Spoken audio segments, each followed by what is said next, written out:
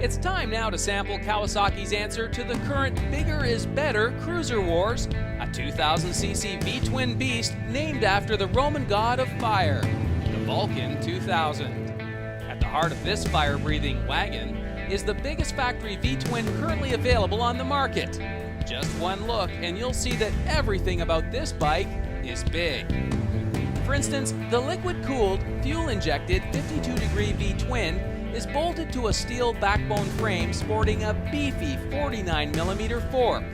Now check out the belt final drive out back and the meaty 200mm rear tire, the 21-liter gas tank, and what about that massive chrome-covered headlight? So does bigger actually mean better? Well, this week we invited a Honda Valkyrie owner, David Fox, to sample the 2000cc Vulcan. And here's what he had to say after taking a bite of the biggest slice of V-twin beef on the market. So Dave, on these shoots we always carry polishing rags and cloths, and guess what? I'm tired of polishing this bike. There is so much bike here.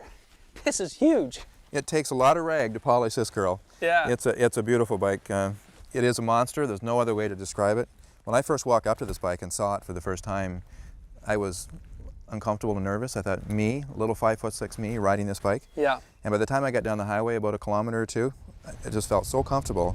This thing is amazing. It holds the road well. It corners well. It's just an amazing bike. I can't think of any other words for it except that it's huge.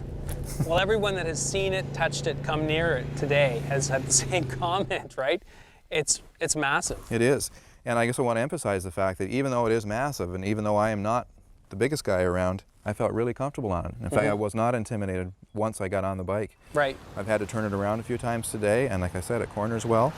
It's got to have a low center of gravity. A really big advantage for me is the low seat height, and I can plant my feet firmly on the ground. Right. And that makes so much difference in your confidence level. Obviously, the center of our attention this morning was that engine, and you know, the very first thing I had to do was just crack the throttle and feel it. It's fun, eh? It's got There's a lot of motor. It's got a great sound to it. Great sound with the dual pipes. It's just a fantastic sound. When I heard you going up the highway, it's just really neat to hear it. In fact, I found myself accelerating a lot because I did like the sound so well. Yeah, I think you'd go through a couple of tanks of gas early on, very quickly. I think you would. So no worries as far as vibration and things like that? No, I've ridden some other fairly large cruisers, and I was watching very carefully as I worked through the 5 gears. I watched the mirrors, hands, feet, nothing irritating whatsoever, and I would ride for 20 minutes at a time at least on a stretch today. And no matter what speed I was at, very little vibration. You could feel a little bit of pulsing at certain lower speeds, but not an irritating vibration.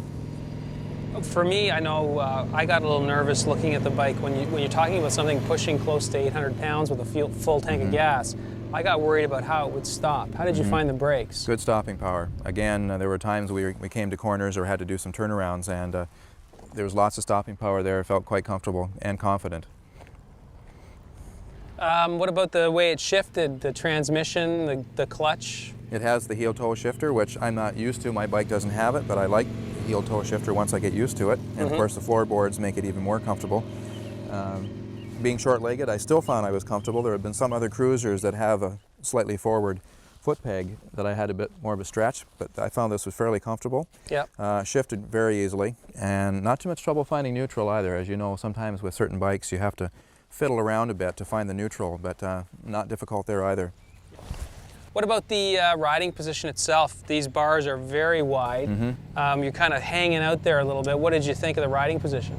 Not bad, actually. I've been on bikes that have a more forward position where I found it was pulling your back, but this one didn't seem to that much. There must just be, it's got to be some combination of where the floorboards are and the seat and the bars, but I didn't find it that much of a stretch, even on a 25-30 minute stretch of riding. What about the quality of the paint? I know you like the color, but what about the quality of the paint and chrome? I mean, and there's a lot of it. Look at this cowl. That's right. On this headlight. Isn't that beautiful, though? I mean, we're getting a little bit of rain on it right now, but the polishing rag helps with that. But if anyone likes chrome, and I do, there's lots of it. It's really, really sharp the way they brought that all together. So did anything disappoint you? No. No? I can be totally honest that there is nothing I didn't like about this bike. I do like the bike I have. However, if I was looking for a cruiser and I wanted to be noticed, Yeah. this would be the one I'd buy.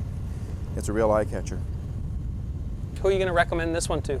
Anyone that likes cruiser riding, we rode in a small town today, we rode on highways, comfortable. It's just great for cruiser riding for anyone that likes cruisers. We've been standing out here and getting a little wet, and you weren't going to budge. You're not letting go of this bike. I guess you're taking it home tonight too, huh? If it fits in my garage, I'm all set. I think it would. Good job, Dave. Oh, thanks, Dave.